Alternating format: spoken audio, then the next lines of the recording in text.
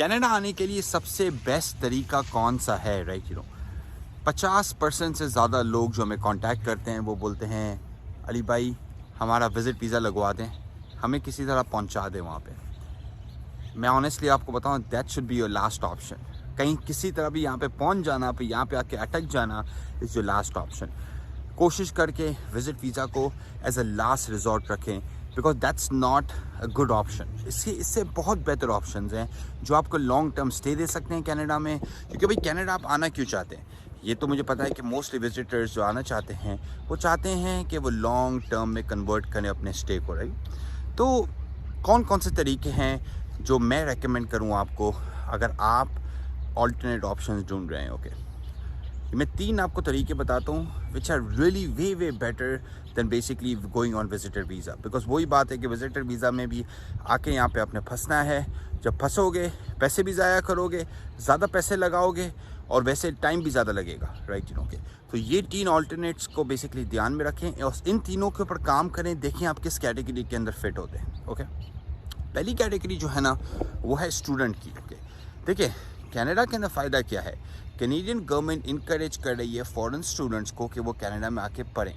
वो इस तरह भी इनकरेज कर रही है कि जब आप यहाँ पे पढ़ लेते हैं तो कैनेडियन गवर्नमेंट आपको 3 साल का ओपन वर्क परमिट दे देती है कि भाई आप काम करें, जाएं, आप अपने आप को कनाडा के एस्टैब्लिश करें, राइट?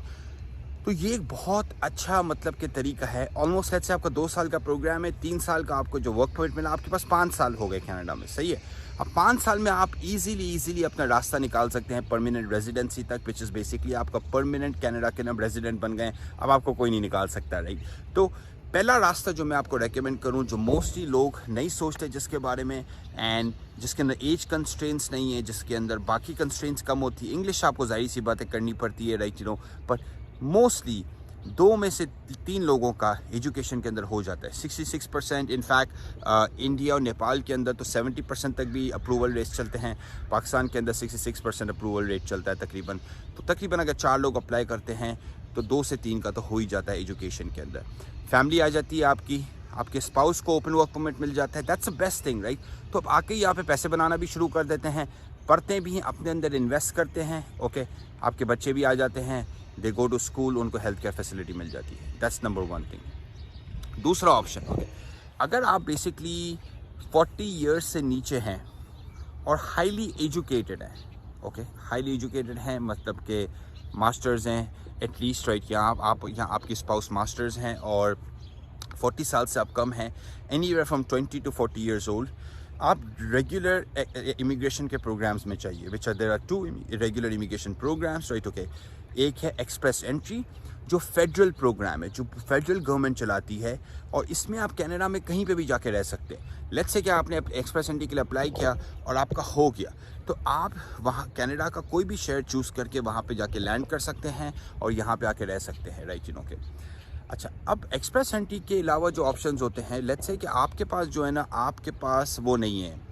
एज का बेनिफिट नहीं है। लेट्स से कि आप 32, 33, 34 से ऊपर चले गए अभी, तब मैं आपको क्या रेकमेंड करूंगा, मैं तब आपको रेकमेंड करता हूं प्रोविंशियल नॉमिनेशन प्रोग्राम्स। ओके, ये भी बेसिकली डायरेक्ट इमिग्रेशन प्रोग्राम है, पर ये फेडरल प्रोग्राम नहीं है। हर सूबा अपने हिसाब से एक प्रोग्राम निकालता है। जिस तरह कि भाई अल्बर्टा का जो है वो डिफरेंट प्रोग्राम है। अल्बर्टा के अंदर ये प्रोग्राम है कि भाई अगर आपको किसी भी छोटे टाउन से अगर जॉब ऑफर मिल जाती है तो आपको जल्दी हो जाएगा। BC का भी एक प्रोग्राम है प्रोविंशियल नॉमिनेशन प्रोग्राम, सस्कैचुअन का भी प्रोविंशियल नॉमिनेशन प्रोग्राम है। उनका सेम चीज़ है, वो क्या करते हैं, वो प्रोविंस की नीड्स को डिटरमाइन करते हैं।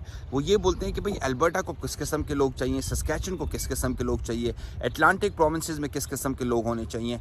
तो दैट्स बेसिकली द सेकेंड राउट, जिसको डायरेक्ट इमिग्रेशन राउट बोलते हैं। ओके, इसमें आपका डायरेक्ट परमानेंट रेजिडेंसी होती है, इसी वजह से लोग इसको ज़्यादा प्रेफर करते हैं। आपने वर्क परमिट, स्टडी किसी के चक्करों में नहीं पड़ना, डायरेक्ट आप लैंड करते हैं, आपको परमानेंट रेजिडेंसी मिल जाती है। पर मसला ये है कि हर कोई इस प्रोग्राम के अंदर क्वालिफाई नहीं करता। एज अगर आपकी 40 से प्लस हो गई है, आप बहुत हार्ड इस प्रोग्राम के अंदर क्वालिफाई करते हैं। अगर आपको कोई और मतलब कि आपके पास एजुकेशन या स्किल नहीं है तो आप अगेन इस प्रोग्राम के अंदर क्वालिफाई फिर नहीं करते हैं। ओके, तीसरा राउट, राइट? ओके, तीसरा route is basically investor and entrepreneurship route, right? Okay, invest and entrepreneurship route के अंदर बहुत सारे ऑप्शंस हैं। There is 3 to 4 different options.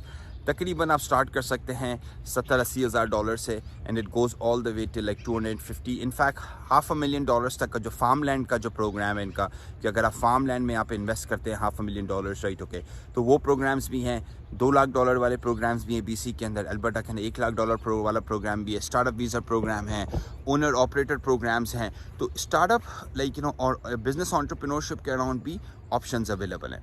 But the point is what, point is कि ये तीनों ऑप्शंस को पहले एक्सप्लोर करें, ओके। लोग करते ये हैं कि वो लास्ट ऑप्शन पे जंप कर जाते हैं which is a visit visa, फिर यहाँ पे आके फिर फंसते हैं। अब आपको कोई ये जो नहीं बता रहा कि भाई, क्या आपको पता है कि बहुत सारे लोग विजिट वीज़ा पे यहाँ पे आते हैं फिर वापस चले जाते हैं, क्यों? पैसे नहीं होते स्टडी में कन्वर्ट करवाने के लिए, वर्क परमिट लोग यहाँ पे बेच रहे होते हैं उन्हें, वो अफोर्ड नहीं कर सकते वो, ओके। इन्वेस्टर या बिजनेस कैटेगरी में वो आ नहीं सकते, क्या होता है, दरवाजे बंद हो जाते हैं, तकरीबन 8 लाख 10 लाख रुपये वेस्ट किए यहाँ पे आके और काम भी नहीं बना। तो मेरे आपसे हाईली रिकमेंड, लेकिन I will highly recommended to you कि भाई प्रॉपर प्रोग्राम्स को एक्सप्लोर करें। ये कोई शॉर्टकट ना ढूंढे, शॉर्टकट ढूंढोगे आगे जाके फंसोगे। Avoid shortcuts in life in general, right, that's my advice. Like कीजिए, सब्सक्राइब कीजिए और कमेंट कीजिए, क्वेश्चन कीजिए अगर आपको कोई क्वेश्चन है, और उनके साथ शेयर कीजिए जो कनाडा में इंटरेस्टेड है आने के लिए। Take care, bye bye. आपको फ्री कंसल्टेशन चाहिए, आपको कनाडा आने के लिए हेल्प चाहिए, स्टडी के लिए, वर्क परमिट्स के लिए, इन्वेस्टमेंट्स के लिए, विजिटर के लिए, लॉटिक LAW TIQ पे जाइए और हमारे साथ फ्री कंसल्टेशन स्केड्यूल कीजिए। Take care, bye bye.